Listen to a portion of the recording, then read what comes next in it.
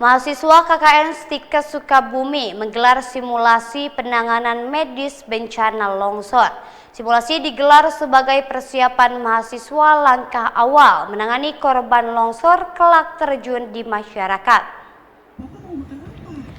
Mahasiswa tingkat akhir Sekolah Tinggi Ilmu Kesehatan Sukabumi menggelar simulasi penanganan korban bencana longsor di RW 03 Kampung Kadudampit, Desa Kadudampit, Kecamatan Kadudampit, Kabupaten Sukabumi, Minggu pagi 31 Mei 2026.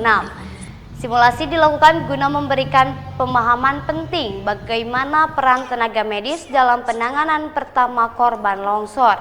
Menurut mahasiswa KKN Stikes Sukabumi, Mila dan Hoirina mengatakan, kegiatan simulasi dilakukan sebagai rangkaian kegiatan KKN bertujuan memberikan wawasan dan pemahaman kepada masyarakat saat menghadapi bencana longsor. Tujuan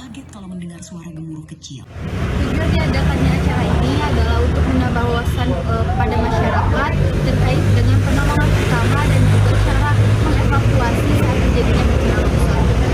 Diharapkan dengan adanya kegiatan simulasi ini, masyarakat lebih tahu bagaimana cara melakukan pertolongan pertama saat terjadinya bencana longsor.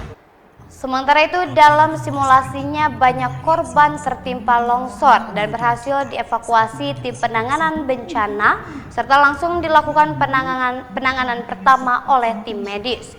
Dari Kabupaten Sukabumi, Muhammad Ujong Riaman, tim MKS TV melaporkan.